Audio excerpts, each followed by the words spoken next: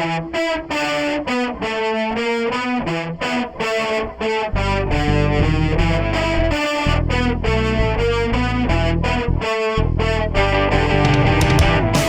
sexy people, and welcome to The Trouble with Sex. All of us struggle to separate our past experience from today and how they affect our relationship. It's a constant journey of self-awareness to improve our relationship dynamics and try to strengthen our connection to people we care about. So I'm thrilled to be talking with an experiential psychotherapist and sex therapist, Maci Daye, about how to use mindfulness to break away from past experiences and patterns and to help avoid reenacting them in our current relationships and in our sex lives. Maci is a force in the world of mindful somatic therapy. She's a licensed professional counselor and ASEX certified sex therapist. She's got decades of clinical experience. Her background is even inclusive of government work, and she has graduate degrees from Harvard, Georgia State, plus advanced somatic experience training with Peter Levine, who we've talked about before. She's a faculty member at the Hakomi Institute, a mentor trainer for Hakomi Mallorca, which I still think we should be there right now doing this. This sounds really nice. And she's the author of Passion and Presence, a couple's guide to awakened intimacy and mindful sex. And she leads transformative couples retreats and professional trainings in mindful couple sex therapy. And before I turn it over to her, I just want to share with you her mission. It's to help individuals and couples live more connected, vibrant lives by claiming their desires and expressing their deepest gifts. And I want to check in with you, Maci. Is that still your mission? Has it expanded? Has it changed? Has it grown? I mean, yeah, totally. We all want to live our vibrant, connected lives, but I love that. Yeah. That's funny. I don't even know where you sourced that, but I would say I have two. One is to help people have a vision of sex that is realistic, yet hopeful and transformational. So that's number one. Number two is to help heal the cultural eros wound one person at a time. So that's a pretty expansive vision. That's big. Yeah, that's big. Why not? Why not? I mean, so when we talk about like sex and trauma, you're not just talking about the individual trauma. You're talking about the whole cultural wound around sex. Yeah. In that case. Is it the same in Spain, or is it different here than it is there? It is. Everywhere I've gone, there are a few places, little pockets around the world, where sex is somehow normalized and integrated into the culture. I haven't spent much time in those places, but I have traveled quite a bit to lead couples retreats around the world. And the thing that always surprises and humbles me and tenderizes me a bit is that few of us are spared the effect of growing up in a culture where sex is exiled to the shadows, where we don't really have a place to talk openly about sex, and where it's layered with so much shame and confusion and fear. So I think it's a marvel that anybody grows up in such a sex-negative culture actually being able to be sexual at all. I mean, it's, our sex education isn't very great. So it tells me that there's something we can trust innately and instinctually, but we often lose contact with. And one of the reasons I love mindfulness is a way to plug back into this innate embodied experience. Mm-hmm. Mm-hmm. Well, yeah. Can you say more about what does that mean? Your innate embodied experience? Well, I'm sure a ton of people you've interviewed have used this language of eros as life force energy. And I really think that's what it is. It's like the creative spark, it's turn on. It's Joy Davidson talks about it as a sense, like along with other senses that we can key into or feel or sense. I often think of it more like we are the carnal custodians. We're like a vessel for this life force energy that moves through us. And shifts, and it's very dynamic. And we confuse Eros energy with a particular act. So it starts to get stunted and put into a box that few of us feel like we can't even live up to. Like we leave ourselves to achieve this thing that's considered great sex. So for me, pleasure and our senses is the conduit that connects us with this natural life force energy in a way that I love how Esther Perel describes the erotic as sex infused with imagination. And it's what I loved about encountering you early on was looking at sex again, not as a thing that we do or a series of acts, but something that has meaning, something that expresses something essential. So I notice as I'm speaking, I'm adding a few layers to it because I don't think it's a one like and done bottom line it. But hopefully that's giving you a flavor. I think when we drop into ourselves, we slow down, we feel our body, we connect to the pulse of our life force energy and really feel ourselves, and if it's going to be partnered sex, the other start to attune, that impulses arise. We don't have to navigate with our mind. Impulses arise, and if we have trust, we can follow that. So I think I'm defining this as I'm speaking. Get back with me in a few months, but that will be my working definition for now. Yeah. What do you think? Well, as you're talking, I'm trying to get in touch with my Eros energy to see if it's still there. Like some days it's better than others.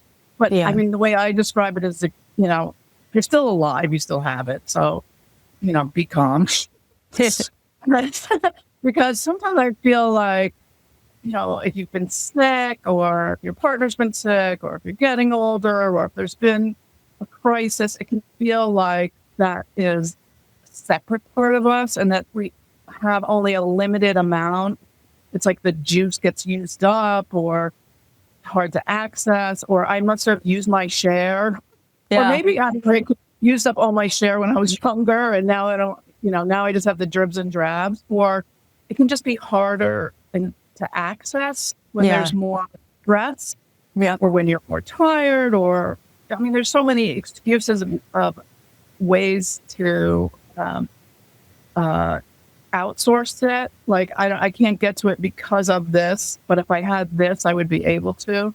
Yeah. And it's an interesting way to sort of train your own erotic self to realize that this is like breath. Like I like the way you said it's one of your senses. Yeah. That was what I was thinking about as you were talking. I was like, oh, I wonder if we framed it that way from a very young age.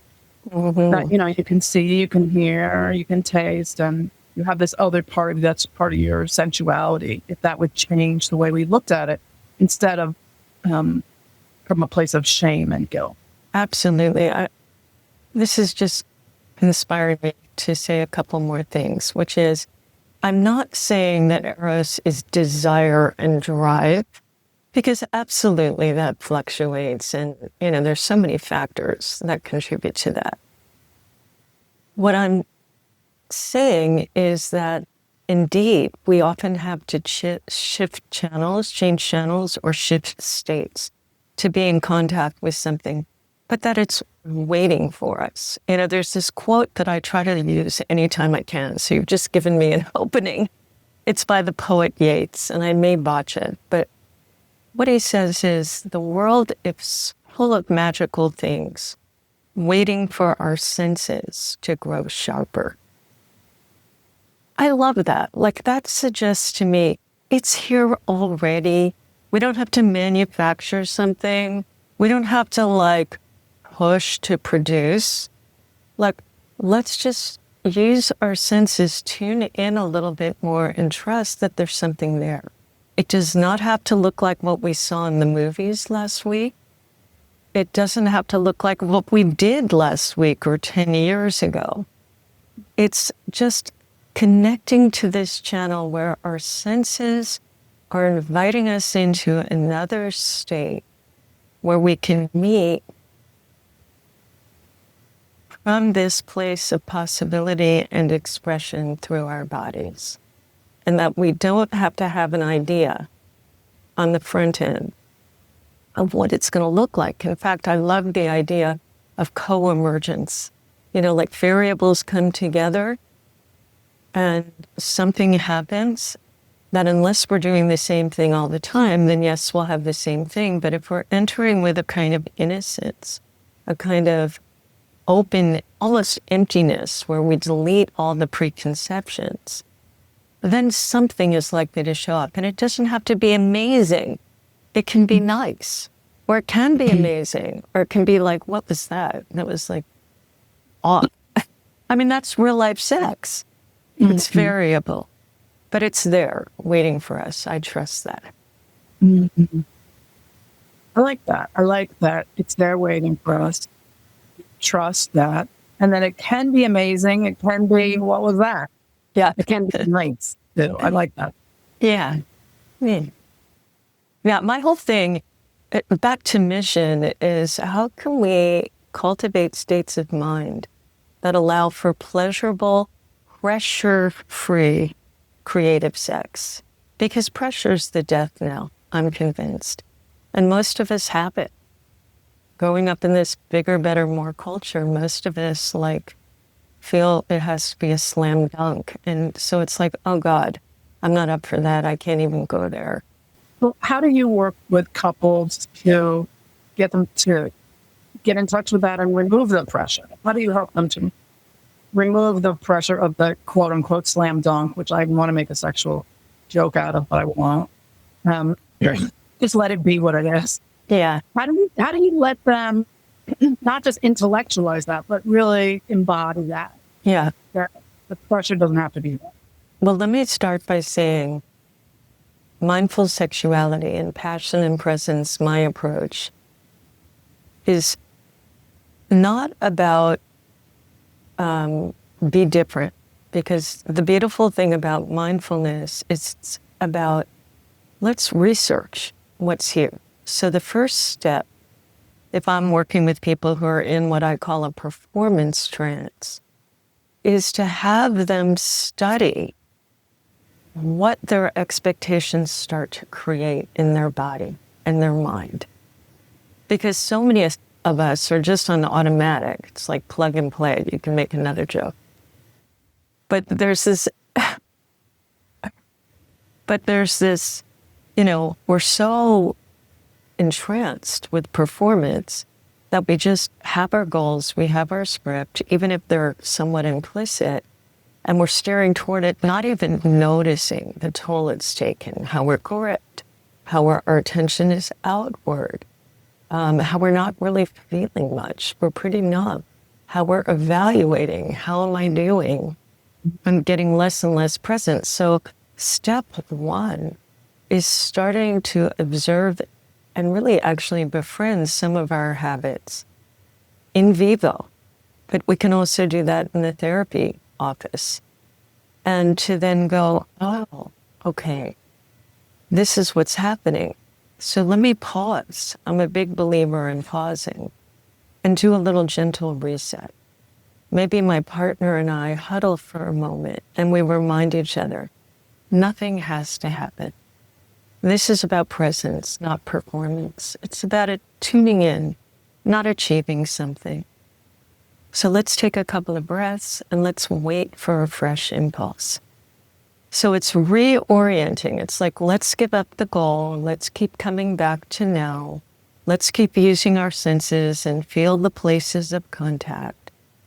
And let's be tracking our state and studying even beforehand, before we even set the intention to be here. I think of mindful sex as getting here versus getting off. Let's start to see what we do ordinarily outside of awareness. And then we can shift the dial a little bit. So it's a process, but it absolutely can be done, especially when people see how much suffering is created in their business as usual mode. Well, I'm wondering when you say, come back together and you remind each other, nothing here has to happen.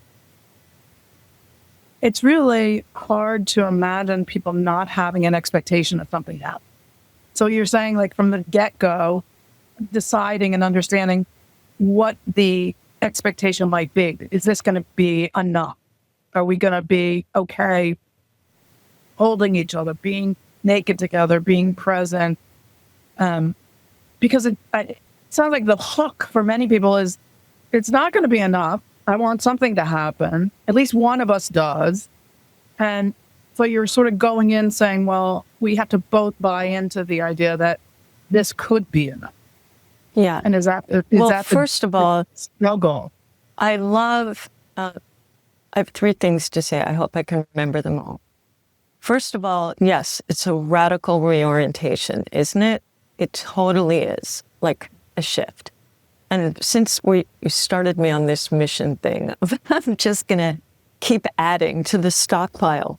And so another one that I would add is learning how to reorient to sex. It's kind of a deconditioning process, right? Because we want the reward, we want the success, we want the goal, and we don't really see how that sets us up for a fail. So it's a reorientation. Second, I love checking in about how important it is an orgasm. If it's not happening and we just cuddle, will that be okay with you? Is it okay if we have our clothes on or partially on, or if I'm not sure and we give it a go and see, what do you need for this to be okay? But I want to go back to something even more fundamental, which has to do with our consciousness. So let's go even way back and let's talk about learning vis-a-vis the mind. Whenever we have an experience, we start to take a photograph of that. This leads right to trauma if we swing around to that later. And that then becomes something that we use to anticipate or predict the future so that we're prepared, so that we're ready. And the problem with that is when I have a negative expectation, this is going to be same old, same old. I'm not going to have an orgasm. I'm going to not feel free to express myself. My partner's going to judge me. I'm going to be disappointed. I'll have to do all the work to steer it. This is going to be a chore. I mean, we could go on and on. These are the expectations, particularly partners in long-term relationships, start to develop. What we're not aware of is the impact of those expectations, how they start to shape us before the first touch is exchanged or a kiss, that we're already in a bit of a protected place. We're a little shut down, a little checked out, a little closed off to what could be possible. So when I say shedding expectations and goals, I mean to the extent that a human can, and this is where mindfulness helps us, learning how to kind of delete the cache of our preconceptions, even of our hopes, and certainly of these expectations. And one technique that I teach people is called catch and release. So first, if you notice that maybe one of those negative expectations I listed before, like pings something in you, then you can start imagining you're about to have sex with your partner if you have a partner. If it's casual sex or something new, this is less likely to be shaping your experience. But when you're in a pattern, you have some history with someone. So you can imagine that you're going to be having sex later with your partner with this expectation top of mind. What's likely to play out? And as you anticipate that, what starts to happen in your desire, your interest, your confidence, your spontaneity, your receptivity, and on and on. And people, I do this exercise with people all the time, will notice, oh yeah, I'm already a little disengaged or protected, or they start to manage something silently that's creating absence rather than presence and ensuring that nothing good can happen. So it's not even about what we do or don't do. It's kind of like, where's our head on sex? Is it possible to practice this coming into a place of pure possibility, which is like, I don't know mind. It could be really disappointing. I could lose my erection. I may feel self-conscious, or I may not. I don't know. So it's coming back to that I don't know place. That's what I mean more like nothing has to, we don't have to make something happen, and we don't have to expect, we don't have to aim for the worst. We can find a way to like swim in that sea of anything's possible. I don't know. Can we go back for a second to talk about what Hakomi is? Hakomi for our listeners. And our listeners are always interested in, what's out there and techniques for their relationship, for transformation, for trauma, for sexuality, for healing. And so I'm kind of fascinated by it. Can you give us the sort of, 5-second explanation and then maybe a deeper one? Okay, great. Oh, I love that. Thank you for guiding me. 5-second explanation would be that Hakomi is a very gentle form of psychotherapy that uses mindfulness and the body to access and transform kind of the programs that run us outside of awareness. So the limiting beliefs and internal models that we develop over time. That's my 5-second version. Shall I elaborate? Well, I'm just thinking it's kind of what you've just been doing, right? Sort of explaining what happens in our head and what our expectations are.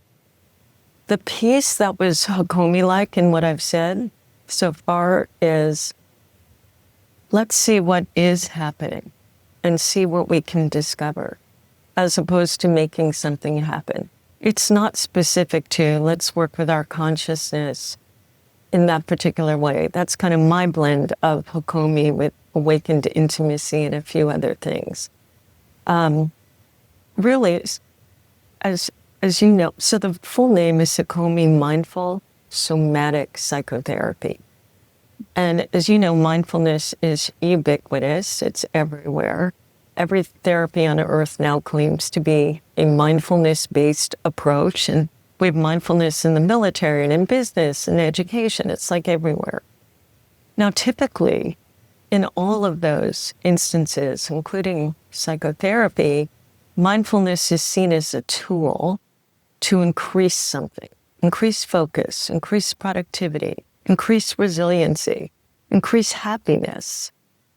In Hakomi, mindfulness is a state of being that people go into throughout this session to start to stimulate the neural networks that where our early learning, our, like I said, beliefs and models are stored. So it becomes a bridge to the implicit. What that means in practice is, for portions of the session, somebody has their eyes closed. I call it using their inward-looking eyes, yeah. And they're bringing attention to something in their felt experience, usually something unpleasant. Like if you come in and you say, I really struggle with anxiety, generally. You could say anxiety around sex. The first thing a therapist would do is not say like, well, when and how often and what kind and when did it begin? It would be, so do you sense some of that right now? or maybe bring to mind something that might evoke some of that. So it's here. And then let's sense, where in your body do you experience that? And I might immerse you in that, invite you to stay with it, so that from the bottom up, images, memories, other feelings are coming to mind. And the somatic part of it is we see the body as like a living library, kind of archives or stores our experience. So if we have a pain somewhere, we would often, unless, it's tennis elbow, we would say, the body is meaningful. We can actually source psychological material. It can be a bridge to a deeper psychic structure. So we invite people not to think about or reflect, but to explore. We often set up a little experiment to start to understand, both connect to the deeper roots, what's informing their reaction, and to see what happens automatically, how things unfold frame by frame. So, one of the reasons we're into this being state, we have this expression that, you can't work on the car while it's barreling down the freeway. So mindfulness helps us slow the internal engine so we can look under the hood and see what's happening beneath. So as far as the body, one of the founding trainers of this work, John Eisman, likes to say that while a person is talking, the unconscious is speaking through body language. Mm-hmm. So Hakomi practitioners, they put less attention on the content in the story and more on the storyteller.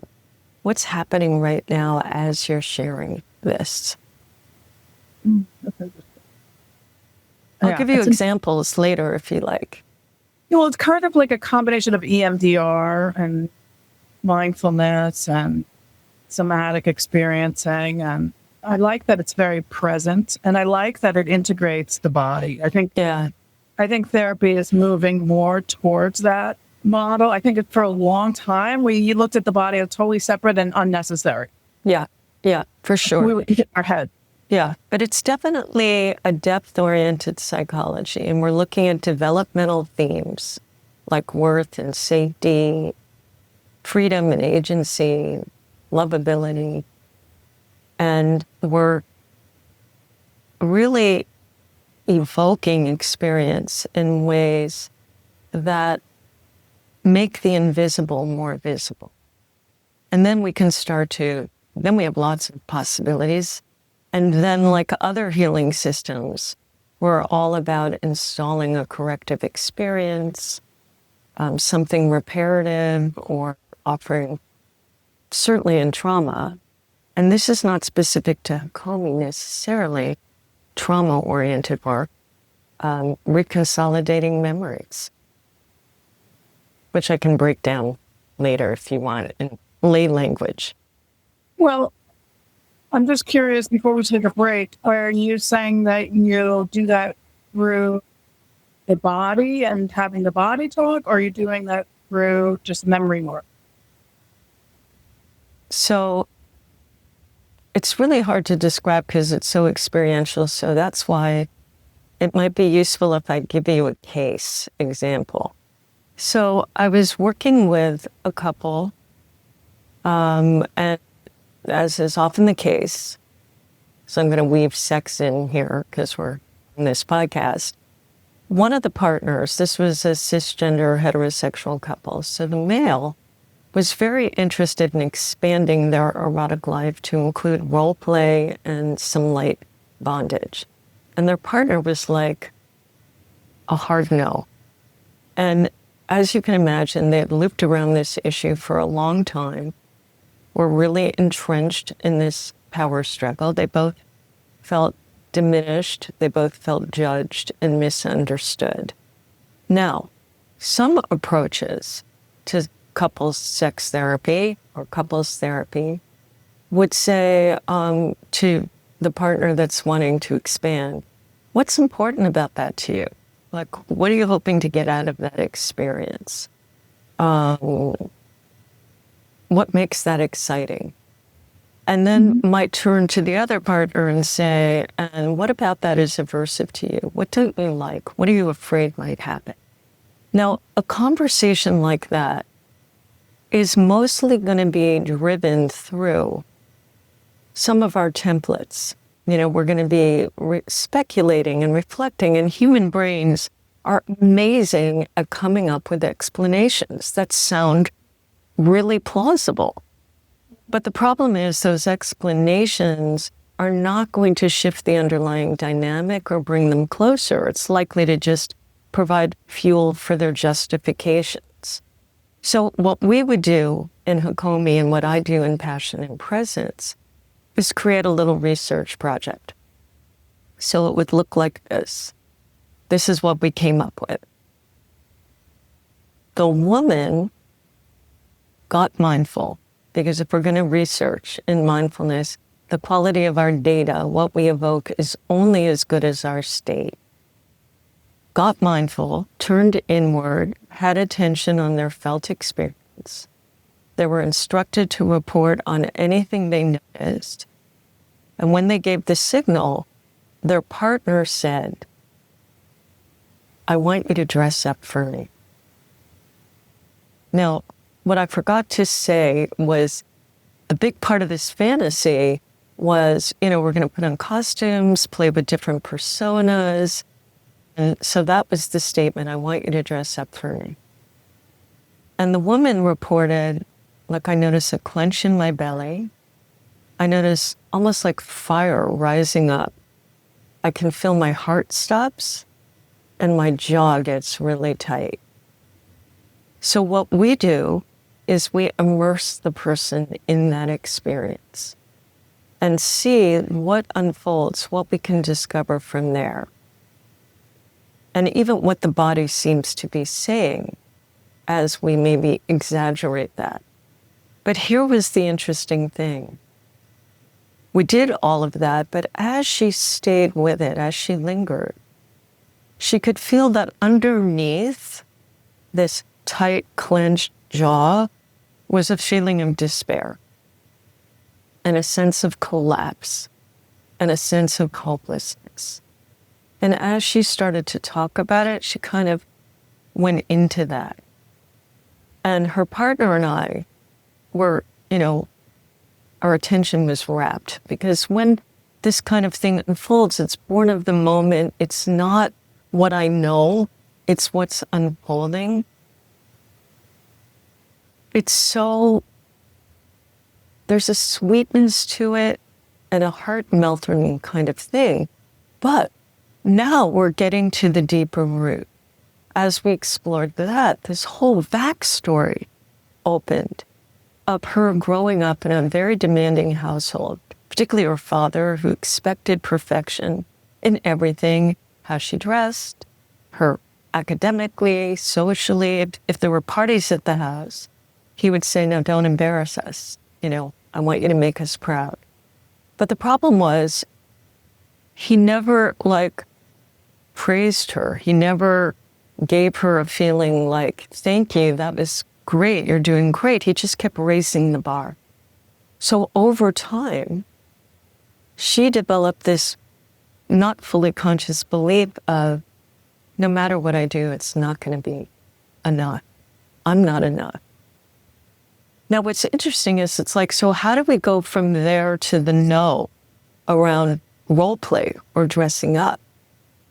But the connection was that somehow this ask was re-stimulating this whole file, again, outside of awareness, that if she said yes, if she gave an inch, she would give a mile, that it would be the beginning of the end, that she would never be enough. And staying in her comfort zone had been the strategy to feel confidence and worth.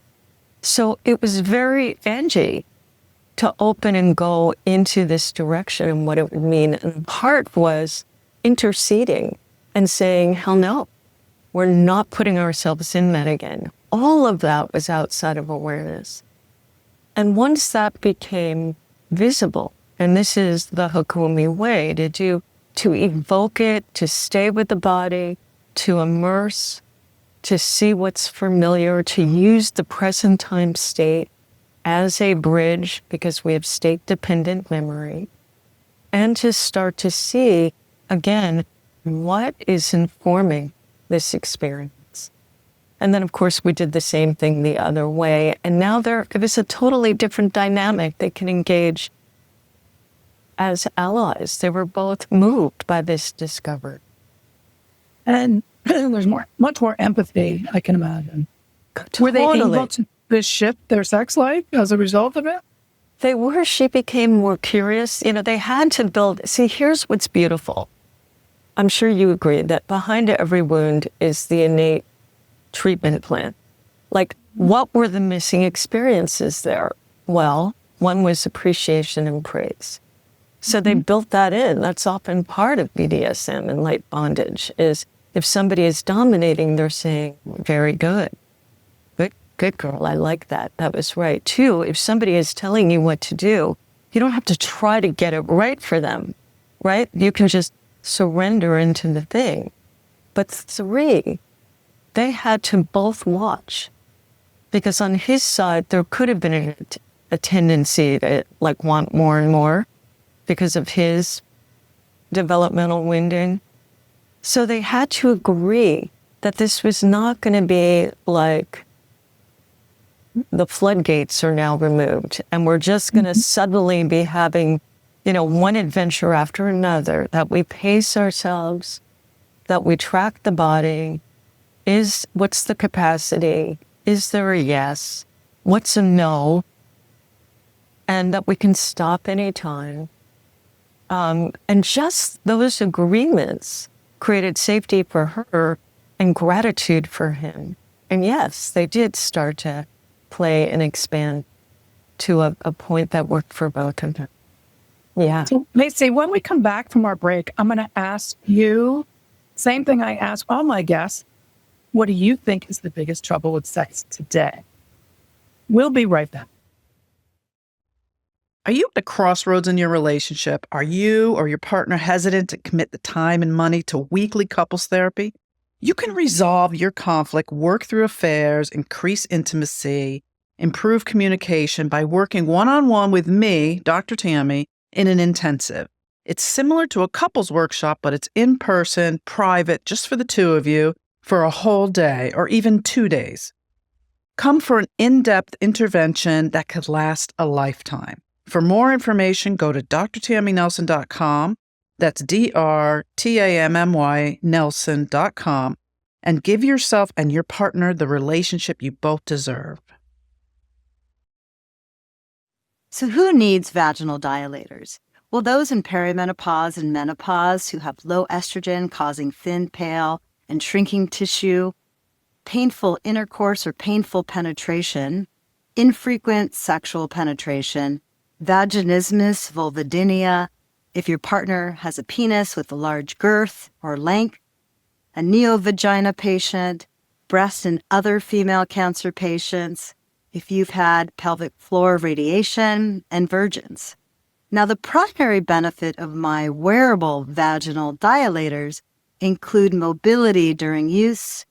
They're more comfortable, there's more compliance, better outcome with faster results than traditional dilators where you have to lay down, plus your ability to multitask.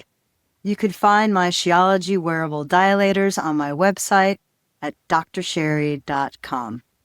And if you use discount code TTWS15, you'll get a 15% discount on your order. That's discount code TTWS15 to receive your 15% discount on your order. The Psychotherapy Network or Symposium is the preeminent conference in Washington, D.C. for therapists. They recently started Innovations in Psychotherapy in Anaheim, California. We've attended both and asked attendees what they thought was the biggest trouble with sex today. Here's what one therapist had to say.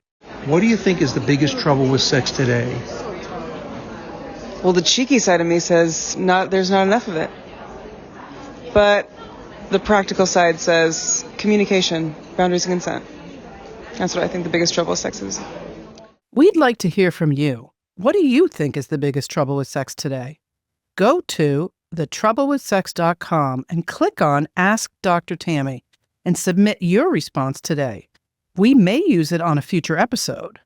Now, let's get back to our conversation with our guest to hear their answer.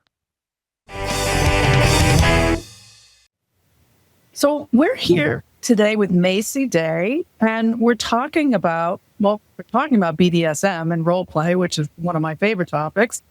And we're talking about being mindful and finding somatically for the Hakomi method that Maci uses of her passionate presence, couples therapy. And we're talking about how to really be in your erotic energy.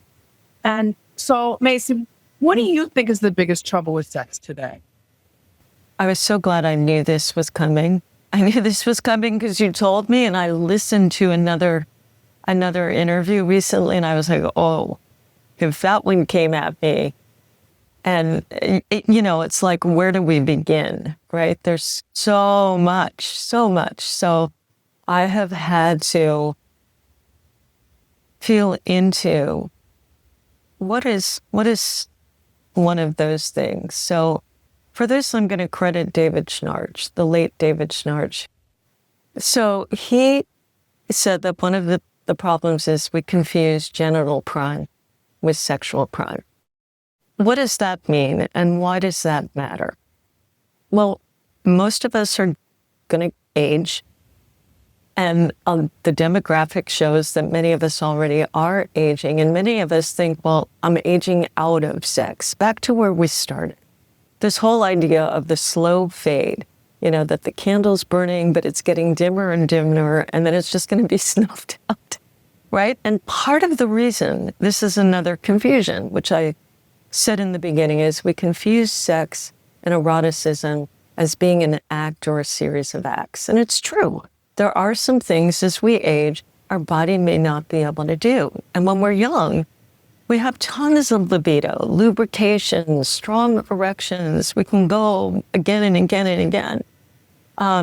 But it's pretty one-dimensional. It's like hormone-driven sex, which is perfectly fine and developmentally appropriate in our teens and 20s. But we don't have much of a self yet. And as we age, we ripen. We have, hopefully, humor and perspective, hopefully resilience. Hopefully we're not seeking perfection. But if we don't, going back to this mission, revise our vision. I know you like Marty Klein. And he talks about how we get stuck with a vision from like our 20s. And then we're saying what's wrong with us if we're not performing in accord with that. So, okay, here's Maci. Let's just come back to us. Is I firmly believe eros can expand even as the body and our genitals decline. And I say that, let's savor that for a moment. I say that because our pleasure potential is vast. And as you well know, and this is Tammy Nelson right there, our erotic imagination is vast and hardly tapped, as we go through life.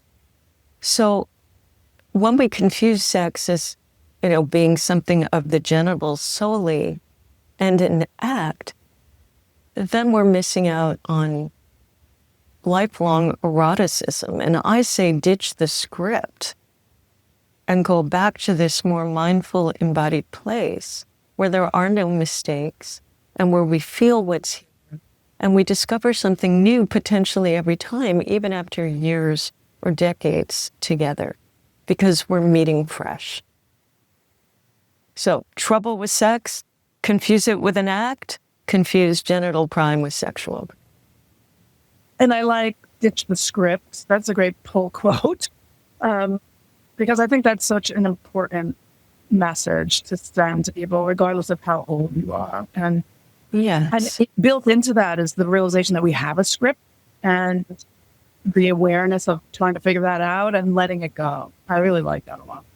I Yeah. think that's important. But we have a question from a listener, and I'm going to see if we can help them in the same way that you've been so helpful to me, and you've given me so much to think about as my parts are aging and fall apart and practically falling off my body. I love this whole thing about ditching the script and really thinking about things differently and being more mindful and taking that pressure off. So let's see if we can help Ben from Nashville. Ben, thank you so much for writing in to The Trouble with Sex and Ask Dr. Tammy. So Ben from Nashville says, "Hi, Dr. Tammy. My partner and I have been together for 10 years, and we've had the same argument our entire relationship. It feels like it's more a habit at this point than the argument itself. But when we argue, I feel like they need to be right more than wanting to solve the issue. Every time it shuts me down completely, and I pull away both emotionally and physically. How can I start to better work through this with them and break my own shutdown cycle?" Well, Ben, I'm not going to say I agree with you because I've had the same experience, and so I totally get it. My partner and I have been together for several decades as well, and we are in the habit of having the same argument over and over. And it does feel like a habit at this point. And I do feel like, either I always need to be right or they always need to be right. We really never really solve anything. And it does shut me down. And I feel like my partner pulls away emotionally. We probably both pull away physically. So I'm going to turn this one over to Maci because I feel like it's such a common thing that working together to break the cycle is a lifelong thing, but it so totally affects our sex life. It so does. Oh boy, does it, right? An unrepaired resentment is between us. We don't feel like we're allied. So here's what I'm going to say about that. I'm going to say a couple of things about it. You can do this with your partner without a therapist. It's to get curious about when your partner goes into what I would call their protector state. So this is about states we're going into. What does it trigger in you? So you can even just imagine their facial expressions, their body language, their tone of voice. Are they pointing a finger? Are they going like this? Are they getting puffed up? Are they saying you always, what is the thing that you can use as a trigger to study mindfully what it's calling up? Because what I find is that often in these cycles, I call it a legacy state, is getting re-stimulated. Feelings that we had when we were young that were destabilizing, overwhelming, super painful. And we'll do anything to not feel that. And that's what's probably happening in your partner. And so these protector parts come in that can be arrogant or cajoling or bullying or shaming, so we don't have to feel something. And then we're getting triggered by each other's states and our protectors coming in and theirs. So, and it's no longer about the content. I don't even think it hardly ever is, because when you said before empathy and compassion, when we shift states, we have so much more creative potential. In those states, nothing is going to ever get resolved. So to me, the work is, how do we shift our states, and how do we see that beneath kind of the bluster for, whatever we're seeing is probably a very scared or fear, just like with the client I named, who can be so intense. So when we get curious about what's happening underneath for them, when we see they're in a state, but mostly what's happening in me, and how can I tend to these parts of me and regulate and find curiosity and compassion for me, it only takes one of us to get sane. It only takes one of us to jump out of the cycle. It's impossible for the other to keep it up if we're not taking the bait. So for me, it's how can I look into my own state, shift states, and be curious about what's getting evoked. I like that. That's a good pull quote, too. It only takes one of us to get sane. Yeah. So, Right. yeah, it only takes one of us because when you start to shift, the whole system has to shift. So It has to. even if your partner doesn't want to go to therapy or doesn't see that you actually are right, then it's okay, because when you start to shift out of that cycle, then things do change. So Ben, I can understand what you're saying, and I appreciate you calling it. Maci, any last thoughts that you want to leave our listeners with, and make sure that you've shared, and then we're going to ask you to let people know how to find you and what you want to leave us with. Okay. Well, first thing I want to share is a big, big thank you for having me on your wonderful, wonderful podcast. I love it. I guess I want to say that mindfulness and embodiment opens a path to us. I said that Yeats quote earlier. I love that. And isn't it gorgeous? And if we take that to mind, if we're in go mode, business as usual, automatic mind, we're missing the magic. Sexually, and even Ben with his partner, like we're all on borrowed time. Time is short. So how to sort of come home to that reality and start to really open to what's here for us. And one other thing I would say is that I fully believe that our challenges, erotic and otherwise, are here to fertilize our growth. So while they feel terrible and they create so much pain, they also are what grow us in a way into our vintage selves. There's evolution just points to, we don't get to coast and go in cruise control. So enjoy the ride and be mindful to face the good and the bad, the joy and the suffering that's really a package. As far as people can find me, passionandpresence.com. On there. Can you spell that out for them? Yes, passion, PASSION, and the full word AND, presence, PROESENCE.com. Perfect. And there are resources and information about couples retreats, virtual.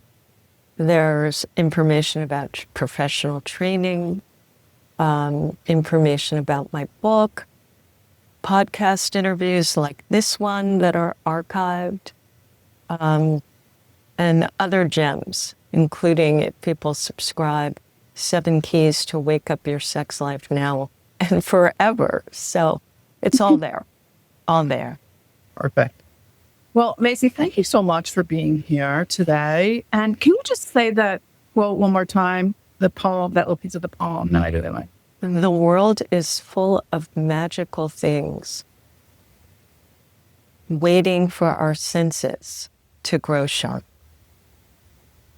Perfect way to end. That's so beautiful. Thank you so much for sharing that with us. And thank you for sharing your presence. And you have such a brilliant and gentle way of getting the message across. And I really appreciate you being here with us and sharing everything that you can squeeze into a podcast interview. And I know it's going to really help all of our listeners. And so to all of you out there today, thank you for joining us on another episode of The Trouble with Sex. If you want one of your questions answered, go to thetroublewithsex.com and click on Ask Dr. Tammy. Until next time, stay sexy, stay healthy, stay sane. Have a question about your relationship or sexual wellness? Visit thetroublewithsex.com and click on Ask Dr. Tammy to send us your questions. For sex-positive tips, live events, and updates, join our mailing list and follow us on Instagram at The Trouble with Sex. Listen to episodes of The Trouble with Sex on Apple Podcasts and Spotify. Please share and rate the show. We so appreciate and thank you for supporting us. The Trouble with Sex is produced by Brandy Savitt. Audio for this episode was designed by Bethany Knoll Productions. This episode was engineered and mixed by Bruce Hirschfield. Music by Bruce Hirschfield.